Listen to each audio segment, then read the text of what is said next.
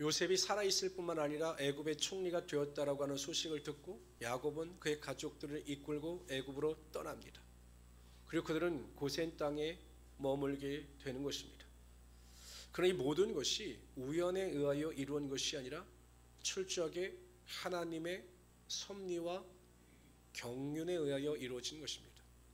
우리가 보통 경륜이라고 하는 말을 잘 쓰지 않는데요, 우리가 신학적으로 하나님의 일하심을 일컬을 때 경륜이라고 하는 것을 말합니다.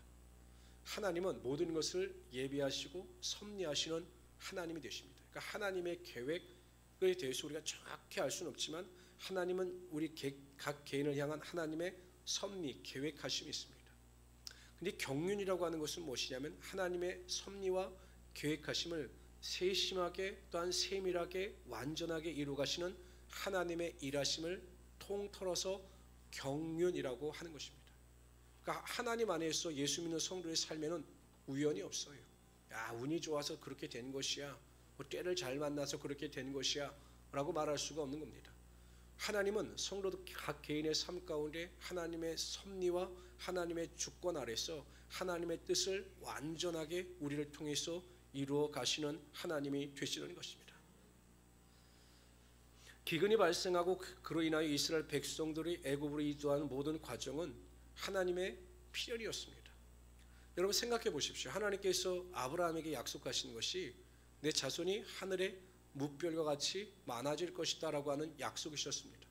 그런데 이스라엘 백성들이 기하급수적으로 늘어나기 위해서 가장 중요한 것은 식량이 공급되어지고 모든 삶의 주교 환경이 좋아져야 합니다.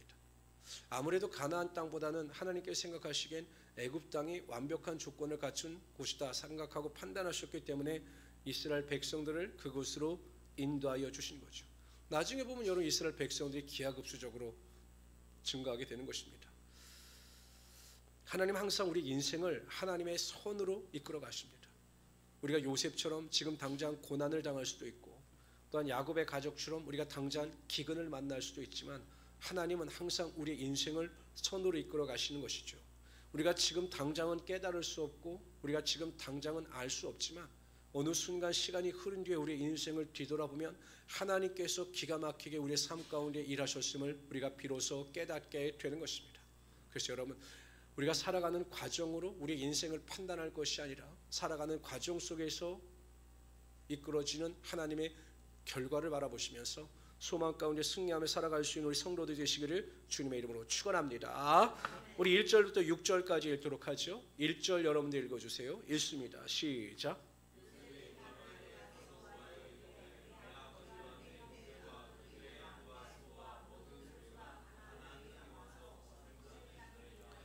그의 형들 중 5명을 택하여 바로에게 보이니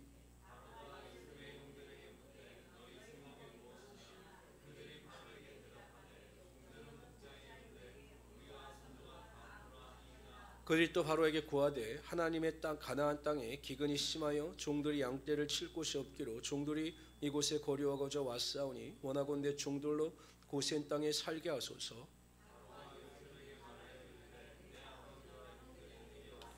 우리 6절 다 같이 읽읍시다. 시작.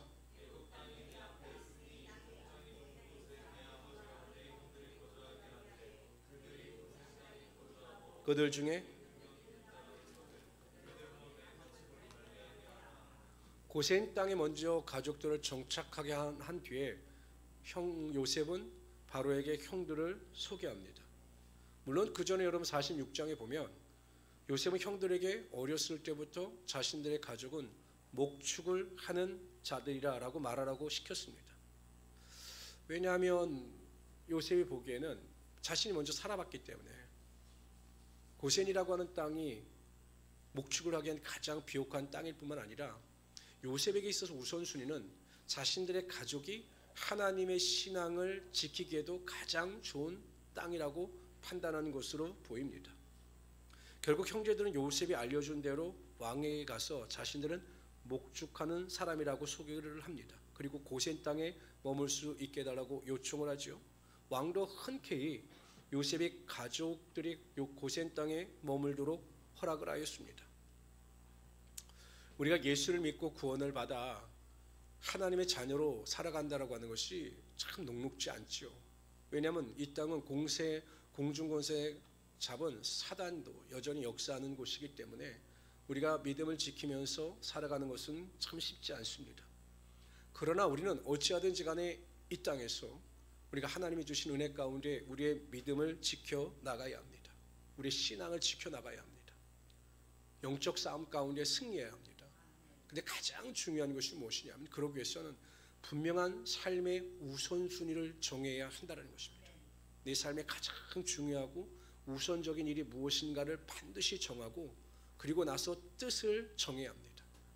여러분 다니엘 같은 경우도 자신의 몸을 거룩하게 지키기 위하여 왕의 진미를 거부하죠. 거기에 보면 뜻을 정했다라고 나옵니다. 제일 중요한 것은 우선순위를 정하고 우리가 우선순위를 쫓아 살기로 결심을 해야 하는 것이죠. 그렇지 않으면 우리의 신앙이 중심이 잡혀 있지 않으면 흔들리게 되어 있는 겁니다. 우리가 여러분 길을 가다가 또한 서 있을 때 쓰러지지 않게 중심을 잡아야 되는 것과 마찬가지죠. 그래서 우선순위가 굉장히 중요합니다. 여러분 한번 생각해 보십시오. 여러분들이 오늘 이 자리에 나와서 예배를 드릴 수 있는 것도요, 우선순위를 분명히 정했기 때문입니다. 내가 수요일 오전에는 반드시 어떠한 일이 있다 할지라도 내가 예배를 드리겠다라고 하는 그 우선순위를 분명히 정했기 때문에, 그리고 뜻을 정하고 결심했기 때문에 이 자리에 나올 수가 있었던 거죠. 만약에 우선순위를 정하지 않았다면 누가 전화 와서 오늘 어때? 날씨도 꿀꿀한데 우리 칼국수 한 그릇이 나지? 좋아, 갑시다. 이렇게 했을 거예요. 근데 여러분 뜻을 정했기 때문에 누가 전화 와서 칼국수 한 그릇 먹자라고 할 때 아니야, 나는 예배 시간이 있기 때문에 오늘은 안 되고 만약에 약속을 정하려면 내일이나 아니면 저녁이면 내가 되지, 이렇게 그 약속을 물리칠 수가 있는 거죠. 제가 보통 약속을 잡을 때는 첫째, 수요일, 금요일, 토요일 날은 약속을 잡지 않습니다. 왜냐하면 예배가 있기 때문에. 그리고 요즘에는 오전에는 또 약속을 잡지 않습니다. 왜요? 아침 기도회가 있기 때문에. 정말 특별한 일이 아니면 제가 약속을 잡지 않죠. 물론 다른 사람들은 뭐 혼자 목회하는 것처럼 그렇게 유별을 떠느냐라고 이야기를 합니다. 그러나 우선순위가 정해져 있기 때문에, 내가 기도하는 것과 예배하는 것이 우선순위가 정해져 있기 때문에 그렇게 하는 거죠. 만약에 제가 목사가 아니면 또 그렇게 안 하겠죠? 제가 목사이기 때문에 또 우선순위를 정해놓고 그렇게 일상생활을 영위해 나가는 것입니다. 여러분들도 항상 우선순위를 분명히 정해놓고 그 우선순위에 따라 스케줄을 잡아야 합니다. 제일 중요한 건 예배 시간입니다. 예배 시간을 딱 고정시켜 놓으십시오. 뭐 주일 예배 같은 경우는 완전 고정시켜 놓는 거죠. 뭐 금요기도에도 그렇고 수요 예배도 그렇고 뭐 시간이 되면 아침 기도에도 그렇고 삶의 우선순위를 정해놓고 그 시간만큼은 절대로 양보하지 말아야 합니다. 또 내가 개인적으로 기도 시간을 정해놓지 않습니까? 뭐 아침이든 저녁이든 내가 뭐 1시간 30분 뭐 이렇게 기도 시간을 정해놓으면 그것도 우선순위를 딱 정해놓고 그 시간에는 약속을 잡지 말아야 하는 것입니다. 아니면 내가 뭐 성경 읽는 시간, 성경을 묵상하는 시간을 딱 정해놓았으면 그것을 우선순위로 정하고 절대 타협하지 말아야 하는 것입니다. 그렇게 우선순위를 정해놓은 자들이 이 세상을 넉넉히 이기며 살아갈 수 있게 되는 것입니다. 근데 이 시대는 우선순위가 안 정해져 있어요. 요한계시록에 나오는 소아시아 7교회 중에서 이 시대, 지금 한국에 처한 이 시대의 교회가 라우디게의 교회의 모습과 똑같습니다. 들어보십시오. 요한계시록 3장 15절 17절에 보면 내가 내 행위를 아노니 네가 차지도 아니하고 뜨겁지도 아니하도다. 네가 차든지 뜨겁든지 하기를 원하노라. 내가 이같이 미지근하여 뜨겁지도 아니하고 차지도 아니하니 내 입에서 너를 토하여 버리리라. 여러분, 이게 굉장한 저주입니다. 뭐라고 말씀하십니까? 예수님께서 너희를 내가 토하여 버리시겠다는 겁니다. 토하여 버리신다는 것은 내가 버리시겠다는 겁니다. 그러니까 차지도 뜨겁지도 않은 신앙은 하나님께서 인정하시는 구원의 신앙이 아니다라는 거예요. 네가 말하기를 나는 부자라 부유하여 부족한 것이 없다 하나 내 곤고한 것과 가련한 것과 가난한 것과 눈먼 것과 벌거벗은 것을 알지 못하는도다. 나는 부자라는 거예요. 내가 부자라는 것이 하나님의 축복을 받은 증거다, 이렇게 착각하는 거죠. 나는 부자기 때문에 부족한 것이 없다. 먹고 싶은 거, 사고 싶은 거 다 살고 좋은 집에 살고 있기 때문에 나에겐 더 이상 신앙에 대한 열정이 필요 없다. 이렇게 살아가고 있는 것이 라오디게아 교회라는 겁니다. 그런데 예수님의 평가는 어떻습니까? 부족한 것이 없는 것이 아니라 곤고한 자라는 것입니다. 벌거벗은 자라는 것입니다. 그런데 더 큰 문제는 그것을 알지 못한 자라는 거죠. 이게 라오디게아의 교회가 책망받은 모습인데 한국 교회의 모습이 정말 이와 같습니다. 차지도 뜨겁지도 아니한 미지근한 신앙. 그러면서도 나는 부자라, 나는 부족한 것이 없다라고 착각하면서 살아가는 신앙이 우리가 처한 이 시대의 잘못된 신앙의 모습인 것입니다. 근데 여러분, 교회도요, 거기에 맞춰줍니다. 맞춰줘요. 금요 기도에도요, 아침에 드려요. 철야 기도를 없애버립니다, 교회가. 그리고 인터넷으로 줌 예배 드리고. 참 이것을 보면서 야, 성도들을 너무 편하게 믿게 하는구나. 제가 보기에는 아닙니다. 성도와 멸치는 볶아야 합니다. 제가 보기엔 성도와 멸치는 볶아야 합니다. 왜냐하면 소수의 강한 용사를 만들기 위해서 그 소수를 포기할 수는 없어요. 하향 평준화를 시켜서는 안 되는 겁니다. 물론 제가 여러분 기도에 참석하십시오, 말씀 읽으십시오, 열심히 사십시오, 성경대로 사십시오 하면 좋아하는 사람들보다 싫어하는 사람들도 많아. 왜 이렇게 교회가 피곤하게, 교회 가면 좀 편안하게 쉬고 싶은데 왜 그렇게 교회 가면 피곤하게, 기도하라고 그러고 말씀 읽으라고 그러고 왜 모이라고 그러고 매일 강조하고 매일 그 1시간씩 기도하라고 강조해. 피곤해. 이게 대다수라 할지라도 그런 사람들 때문에 하나님의 300용사와 같은 사람들을 포기할 수 없다라는 것입니다. 항상 하나님은 택한 자들, 소수의 사람들을 통해서 가정을 변화시키고 교회를 변화시키는 것입니다. 그러므로 우리는 우선순위를 정하고 믿음의 열정을 가지고 사모하는 자들이 어찌하든지 모여 예배하고 기도하고 말씀 읽고 묵상하면서 성경대로 순종하며 살아갈 수 있어야 하는 것입니다. 우리 성도님들은 삶의 우선순위를 분명히 정하십시오. 비록 정말 마음은 있지만, 그런 성도님들 참 많아요. 마음은 있지만 환경이 열려지지 않아 이 자리에 나오지 못하고 유튜브로 예배드리는 성도들도 참 많습니다. 하나님 그 마음은 받아주실 거예요. 어찌하든 우리가 모이게 힘쓰고 믿음을 가지고 정신을 차려서 삶의 우선순위 가운데 승리하며 살아갈 수 있는 하나님의 귀한 성도들 되시기를 주님의 이름으로 축원합니다. 근데 여러분 보세요. 삶의 우선순위를 정하고 하나님을 위하여 살아가면 우리의 인생이 손해볼 것 같죠? 절대 아닙니다. 절대 아니에요. 6절 봅시다. 6절 다 같이 한번 읽어보세요. 있습니다. 시작. 애굽 땅에 내 아버지와 그들 중에 바로왕이 뭐라고 얘기합니까? 그들 중에 능력 있는 자가 있거든 그들로 내 가축을 관리하게 하라. 와, 복권에 당첨된 거죠. 여러분, 단지 고센 땅에 머물게 해달라고 바로왕에게 가서 부탁을 했습니다. 신앙의 우선순위를 지키기 위하여 구별될 삶을 살기 위하여 부탁을 했습니다. 먹고 사는 문제는 그 뒤의 문제였죠. 그런데 여러분, 바로왕이 자신의 가축을 목축해달라라고 부탁을 합니다. 왕이 소유한 가축이 얼마나 많았겠습니까? 그렇잖아요. 그런데 여러분, 덤을 얻은 거죠. 수입을 얻을 수 있는 선물을 왕으로부터 받은 것입니다. 우리가 이처럼 하나님의 뜻대로 우선순위를 두고 살아가게 되면 하나님은 항상 우리의 삶에 채워주시되 풍성하게 채워주시고 우리가 구하지 아니한 것조차 채워주시는 하나님이 되시는 것입니다. 여러분, 다니엘이 그 왕의 어인이 찍힌 것을 알고도 그냥 습관을 쫓아 하던 대로 하루에 3번씩 하나님께 기도하죠. 감사 기도를 합니다. 무슨 감사 기도를 드렸을까는 성경에 나와 있지 않지만 아마 다니엘은 어진 사람이라 분명히 이렇게 기도했을 것 같아요. 하나님, 제가 사자굴에 들어가서 죽는 것도 하나님의 뜻이라면 감사히 받아들이게 하시고, 만일 하나님께서 나를 살려주시면 더 하나님의 일을 감당케 하시라고 하는 하나님의 뜻인 줄 알고 제가 감사하겠습니다. 이렇게 기도했을 것 같아요. 선한 사람이기 때문에. 아마 다니엘이 하나님, 나를 대적하는 자들을 그냥 한 칼에 없애주시고 그들이 오히려 사자굴에 들어가게 하시고, 이런 기도는 하지 않았을 것 같아요. 저 같으면 했을 텐데 다니엘은 안 했을 것 같아요. 근데 하나님이 어떻게 하십니까? 다니엘을 사자굴에서 건져내 주실 뿐만 아니라 자신을 대적하는 그들과 그의 가족들까지 완전히 심판하심으로 말미암아 하나님의 영광과 축복이 나타나게 하여 주셨던 것입니다. 이처럼 하나님은 삶의 우선순위를 정하고 하나님을 위하여 살아가는 자들의 삶을 책임져 주셔요. 우리가 왜 하나님 안에서 축복과 능력을 받지 못하느냐? 많은 이유가 있겠지만 그 중에 한 가지가 우리가 믿음이 없어 삶의 우선순위를 정하지 못하고 내 생각과 내 걱정과 염려대로 살아가기 때문에 그러한 축복을 받지 못하는 것입니다. 어느 집사님이 장사를 하는데 장사가 너무 잘 되는 거예요. 그러니까 사람들이 이야기하는 거죠. 아니 이건 주말 장사하면 더 잘 텐데 왜 그 교회 다닌다라고 주일날 문을 닫느냐.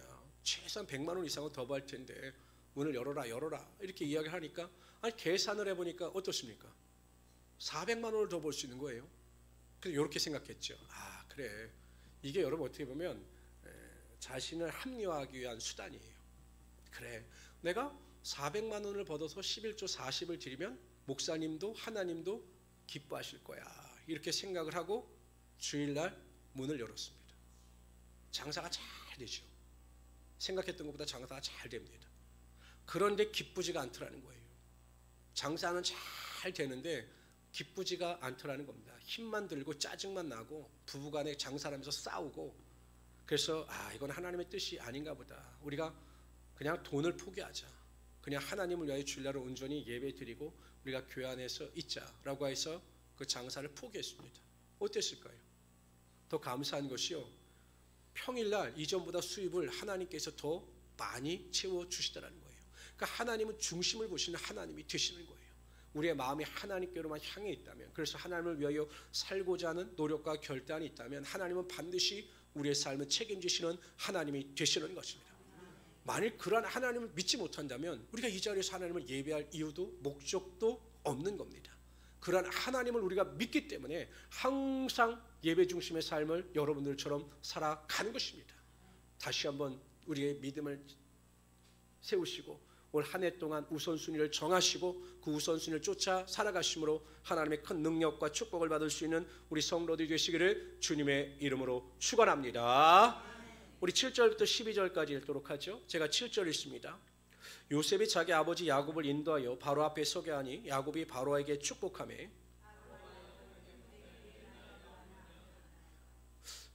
참 애굽도 이상해요. 왜냐하면 제가 보기엔 왜 야곱에게 나이를 물었을까? 아마 사람들이 그렇게 이야기하는 너무 늙어 보여가지고 물어봤다는 거죠. 야곱이 바로에게 아뢰되 내 나그네의 길이 세월이 130년이니이다. 내 나이가 얼마나 못되니 우리 조상이 나그네의 길에 연주에 미치지 못하나 험악한 세월을 보냈었나이다 하고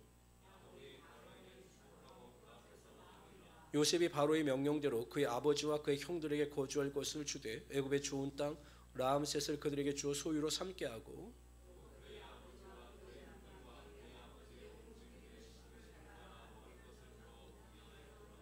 고센 땅에 있는 라암셋이라고 하는 성을 주었던 것으로 보입니다. 그런데 이 라암셋 성은 그 야곱의 가족이 이주할 당시에는 이 성이 없었어요. 근데 후에 이 성이 세워지게 되는 거죠. 그러니까 이 성경을 기록할 당시, 그러니까 야곱이 그 고센 땅에 머물러 있을 때보다 훨씬 후에 이 모세오경이 기록이 되었으니까 그때 라암셋 성이 있었고 그래서 이것을 기록한 것으로 보입니다. 형들을 왕에게 인사를 시켰던 요셉은 이제 아버지 야곱을 왕에게 소개시킵니다. 그런데 말도 안 되는 일이 벌어집니다. 어떤 말도 안 되는 일이 벌어지냐면 보세요. 7절 한번 읽어봅시다. 시작.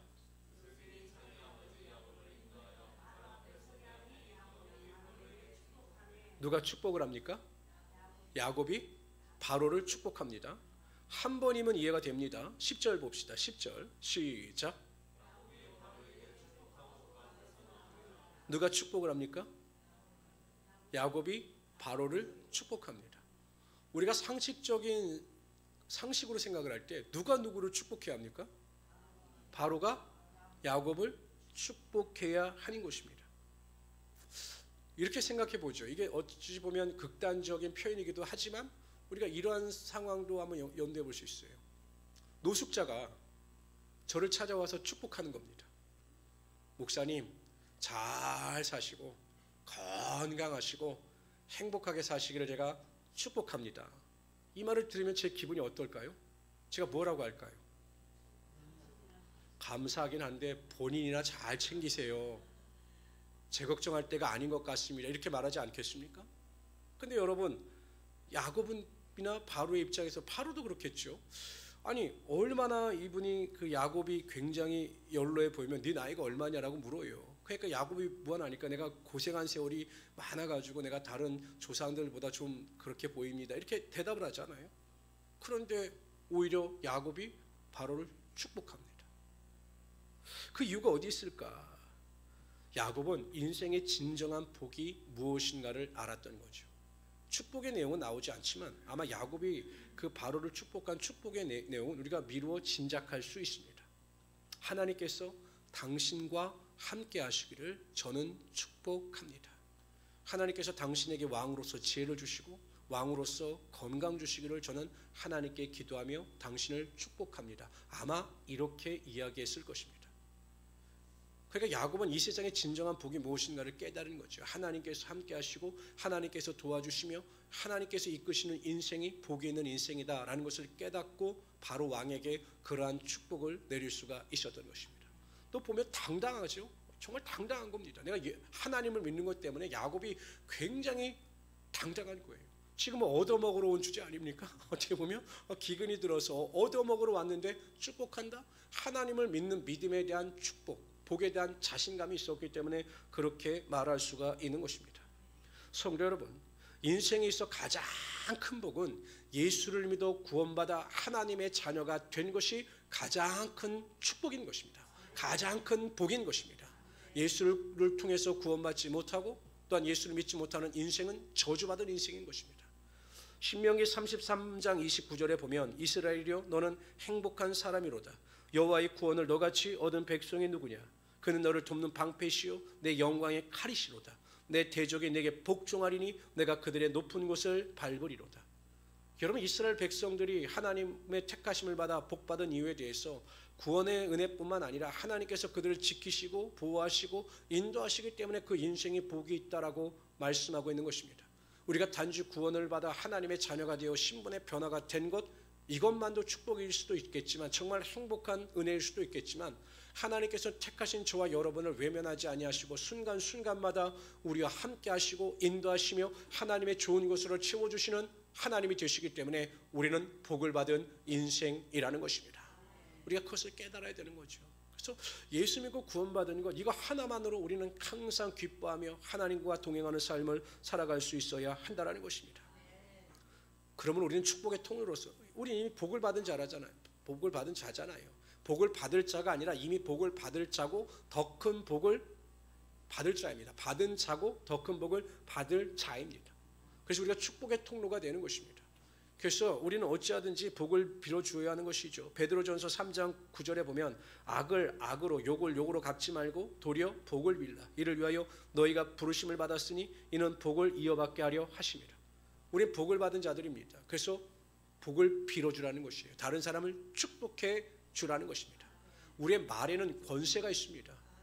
복을 받은 사람들에겐 축복의 권세가 있어요. 그래서 우리가 자녀들을 위하여 또한 성도들을 위하여 축복하면 그 혀의 권세를 통해서 자녀들이 복을 받고 자녀들이 잘 되는 형통의 은혜와 능력이 나타나게 되어 있는 것입니다.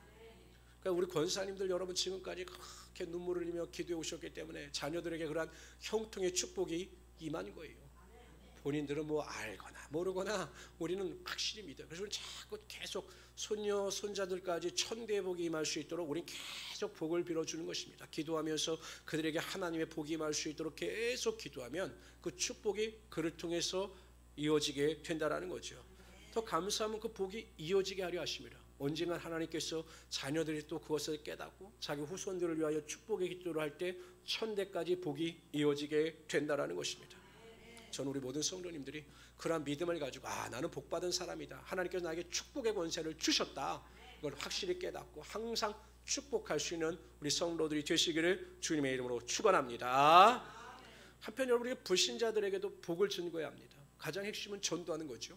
주님께로 인도하는 것입니다. 그래서 그들이 영혼 구원을 받아 하나님 나라에 들어가게 하는 것이 우리가 믿지 않는 자들에게 복을 증거하는 것입니다.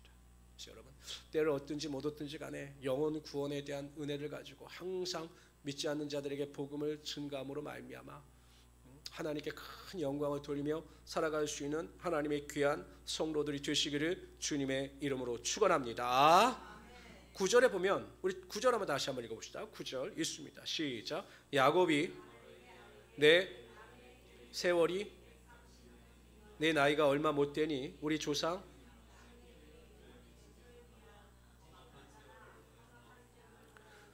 130년도 오래 산 거죠. 그러나 할아버지 아브라함, 아버지 이삭의 삶에 비하면 자신의 인생이 짧다라고 이야기를 합니다. 그런데 여기서 우리가 주목해야 될 단어가 있습니다. 나그네의 길이라고 이야기합니다. 나그네의 길. 그러니까 야곱은 이 땅에서의 삶이 나그네의 길이라는 것을 알았던 겁니다. 제가 잘 알고 있지만 다시 한번 확인하기 위해서 나그네라고 하는 국어 사전적 의미가 무엇인가를 찾아봤어요. 그랬더니 국어 사전은 나그네의 의미에 대해서 이렇게 결론을 내립니다. 뭐라고 내리냐면 자기 고장을 떠나 다른 곳에 임시로 머무르고 있거나 여행 중에 있는 사람이 나그네예요. 베드로전서 2장 11절에 보면 사랑하는 자들아 거류민과 나그네 같은 너희를 권하노니 영혼을 거슬러 싸우는 육체의 정욕을 제어하라. 베드로 사도는 소아시아 교회에 있는 성도들에게 거류민과 나그네들이라고 그들의 신분을 밝히고 있습니다. 여러분, 이 땅은 우리의 고향이 아니에요. 이 땅의 고향이라고 착각하는 순간 우리는 이 땅에 집착하게 되어 있습니다. 요즘에는 젊은 사람들을 위주로 한 달 살기 열풍이 불고 있어요. 제주도 한 달 살기, 또 속초 한 달 살기, 안양 한 달 살기, 이런 안양은 빠지고 이렇게 한 달 살기가 유행이 돼요. 근데 요즘에는 또 외국까지 나가서 한 달 살기를 하는 분들이 있더라고요. 또 긍정적인 효과가 있죠. 재충전이라고 하는 의미에서도 보면 참 또 긍정적인 의미도 있습니다. 근데 여러분, 그들이 한 달 살기를 하기 위해 제주도에 내려가거나 외국에 나가서 거기에 있는 집을 매수하는 사람들은 없어요. 다 월세로 살죠. 렌트비를 제공하고 내 집이 아니니까 렌트에 빌려서 거기에 한 달 혹은 1년 동안 거주합니다. 마찬가지죠. 이 땅은 우리의 고향이 아니에요. 우리는 나그네입니다. 그리고 우리가 이 땅에 남겨둘 자산이 필요가 없는 거죠. 이 땅에 남겨줘봤자 여러분 좋을 게 뭐가 있겠습니까? 물론 우리가 좀 넉넉하여 자손들에게 물려주고 떠나간다면야 좋겠지만 굳이 이 땅에서 우리가 쌓아놓으려고 우리의 신앙에 치명상을 입거나 우리의 신앙이 잘못된 길로 나갈 필요는 없다라는 겁니다. 제일 중요한 것은 우리가 이 땅에 살면서 하나님 나라의 상급을 쌓는 것. 그래서 우리가 하나님 나라에 들어갔을 때 심판대 앞에서 우리의 상을 바라보면서 기뻐할 수 있는 것. 거기에 소망을 두고 우리가 여기에서 살아갈 수 있어야 한다라는 것입니다. 이 세상의 가장 확실한 투자는 하나님 나라에 투자하는 거예요. 주식 투자도 아니고 은행 투자도 아니고 하나님 나라에 투자하는 겁니다. 그래서 여러분, 우리가 이 땅을 살 때 항상 나그네와 같은 마음을 가지고 하나님께만 소망을 두며 살아갈 수 있는 우리 성도들 되시기를 주님의 이름으로 축원합니다. 11절은 이렇게 말씀하십니다. 요셉이 바로의 명령대로 그의 아버지와 그의 형들에게 거주할 곳을 주되 애굽의 좋은 땅 람셋을 그들에게 주어 소유로 삼게 하고 또 그의 아버지와 그의 형들과 그의 아버지의 온 집에 그 식구를 따라 먹을 것을 주어 봉양하였더라. 요셉은 베푸는 사람이었습니다. 베푸는 사람. 형들은 그의 꿈을 막으려고 했으나 하나님은 그의 꿈대로 높아지고 또한 다른 사람들을 섬기는 사람이 되게 하여 주셨습니다. 우리가 기도할 때마다 소망하고 기대하는 것 중에 하나가 바로 여기 있는 것입니다. 하나님, 저에게 복의 복을 더하여 주시고 저를 축복하여 주사 제가 다른 사람에게 베푸는 인생이 되게 하여 주시옵소서. 착한 일을 넉넉히 베풀어 갈 수 있도록 마음의 여유도 주시고 또한 마음의 기쁨도 주시고 또한 여러 가지 부족한 것도 채워주셔서 선을 베풀며 살아가는 자가 되게 하여 주십시오라고 기도하면 하나님께서 여러분의 삶에 필요한 것을 공급하시며 넘치도록 부어주셔서 착한 일을 넉넉히 베풀며 살아갈 수 있는 은혜를 허락하여 주실 것입니다. 이런 믿음과 기대와 소망을 가지고 매일 승리하며 살아가신 우리 교회 성도들 되시기를 주님의 이름으로 축원합니다. 조시 하나님, 정말로 감사합니다. 우리가 하루하루를 살아갈 때마다 하나님께서 나와 함께 하시고 나를 도우시며 은혜와 능력으로 붙잡아 주심을 정말로 감사합니다. 하나님, 오늘도 우리가 주님의 은혜를 쫓아 우선순위를 가지고 이 자리에 나와서 믿음으로 기도하며 간구할 때마다 우리가 결단하게 하여 주시고 세상 가운데 승리하며 살아가는 우리 성도들이 다 되게 하여 주시옵소서. 우리의 인생은 나그네와 같은 인생인 것을 깨닫게 하여 주시고 이 땅에 집착하거나 이 땅에 쌓아두지 않게 하시며 오직 하나님 나라의 소망을 두며 살아가게 하여 주시옵소서. 우리의 마음속에 즐거움과 기쁨과 소망이 넘치게 하여 주시옵소서. 감사하며 예수님의 이름으로 기도드리옵나이다. 아멘.